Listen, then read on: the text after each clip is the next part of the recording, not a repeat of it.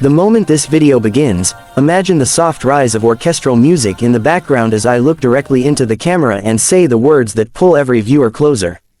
Today, you are about to witness a story that has already touched the world, a story about two voices from the Philippines who stepped onto the AGT 2025 stage and changed the way millions experience hope, pain, healing and faith.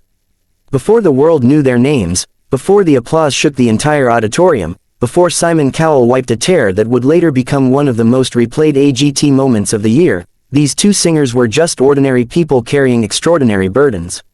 But their prayer, the one they would soon sing for America and beyond, was born from a life much harder than anyone could imagine. Stay with me to the end of this story, because their final note is something no one in that room will ever forget. Their names were Miguel and Lianne. Not siblings, not lovers, not a married couple, just two souls who found each other in the darkest corners of life. Miguel grew up in Cavite, the eldest of 4 children. Life was never kind to him. He lost his father before he even learned how to tie his own shoelaces. His mother worked day and night at a local eatery, sometimes coming home with aching hands and swollen feet, but always greeting her children with a tired smile. That smile, Miguel would later say, was the first reason he ever wanted to sing. Because every time he closed his eyes and sang in that tiny one-room house, his mother would pause, listen, and forget her pain for a moment. Music was his escape from poverty, but more than that, it was his way of comforting the woman who carried the entire world on her shoulders. But life wasn't done testing him. When he was only 14, his mother collapsed at home. The diagnosis was harsh and merciless: heart failure. Doctors said she needed treatment that no one in the family could afford. That night, Miguel walked outside, knelt beside an old mango tree behind their home, and prayed. He prayed not for money, not for miracles, but for strength. The strength to hold on. The strength to keep his family from breaking. The strength to survive. And that prayer, raw, trembling, filled with a teenager's fear, stayed in his heart for the next decade. Meanwhile, hundreds of miles away in Cebu City, a girl named Lianne grew up believing she was unwanted. Her parents separated before she turned 5, leaving her with relatives who did their best but could never fill the hollow spaces inside her. She found comfort not in people, but in the echo of her own voice. She would sing in the bathroom, on the rooftop, in school corridors where no one paid attention to her, and in church where her voice blended with others but always carried a certain ache. The choir became her only safe place. But even then, she felt alone. One rainy afternoon, at only 16, she found herself sitting inside a nearly empty chapel after a terrible argument at home. Her eyes red, her hands shaking, she whispered a prayer. She prayed to be seen, to matter, to feel like she wasn't invisible in her own life. She prayed that someday her voice, the only thing she believed she was good at, would reach someone. Even just one person. She did not know that prayer was the first step towards something far bigger than her imagination.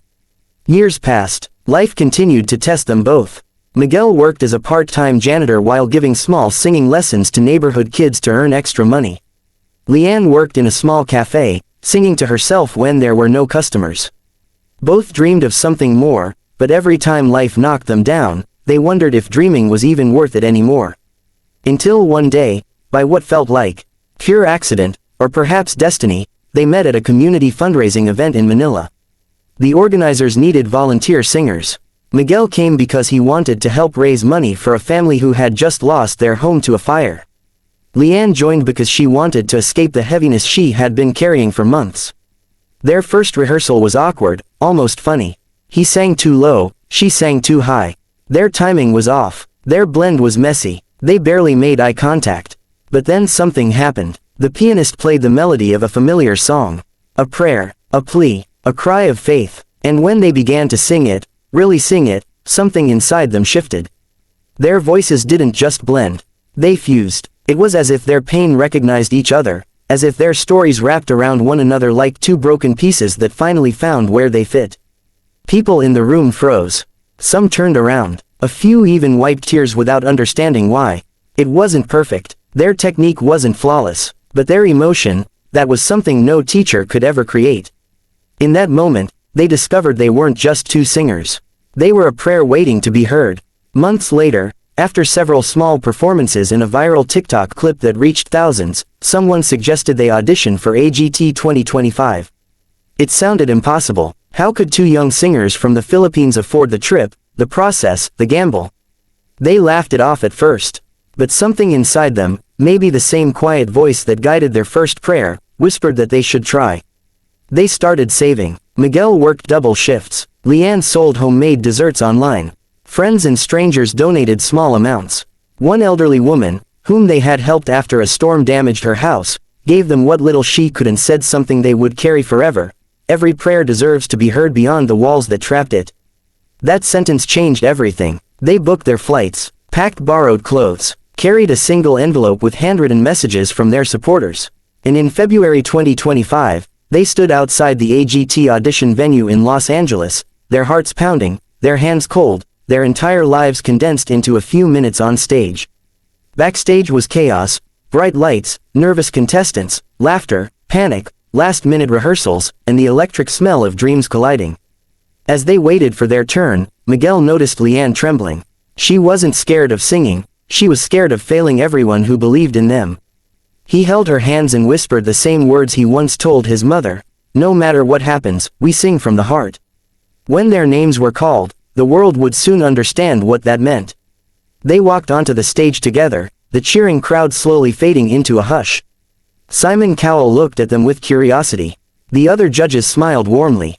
And when asked who they were, they simply said, "We are here to share a prayer." Everyone expected a church song.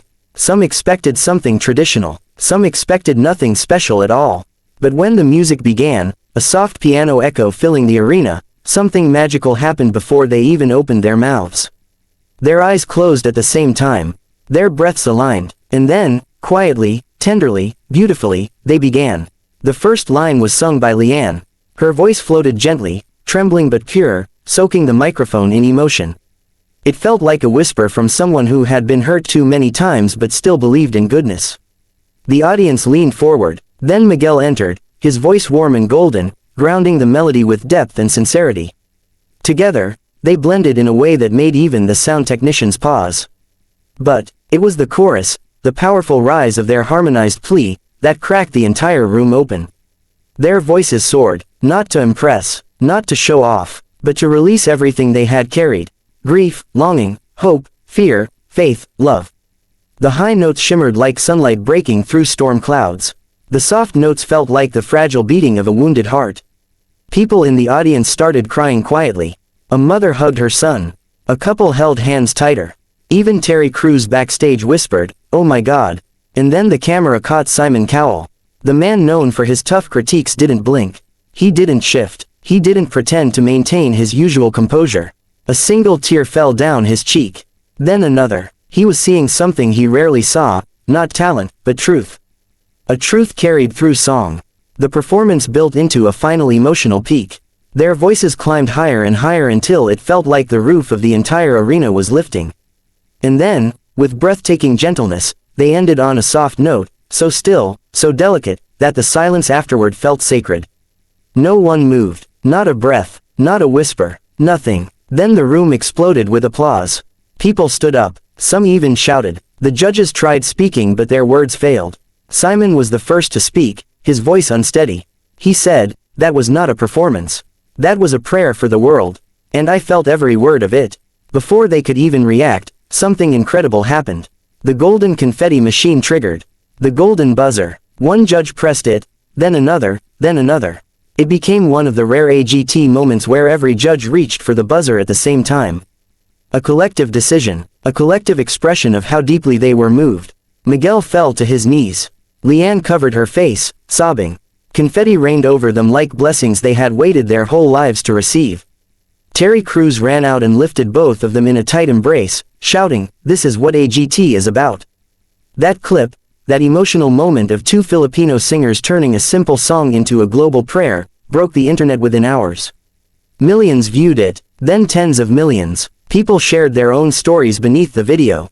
Stories of pain, stories of healing, stories of faith. Their voices became a comfort for strangers they had never met. But the best part, the most unforgettable part, wasn't the fame or the praise. It was what they said during an interview afterward. "We didn't perform," Miguel said. "We didn't come here to impress the world. We came to offer the prayer that kept us alive. And if it touched even one person's heart, then we already won." And Lianne added, "Today, I realized something. I am seen. I am heard. My voice mattered." Their journey didn't end there. They performed again in the semifinals, delivering a new arrangement so emotional it became a trending sound for months.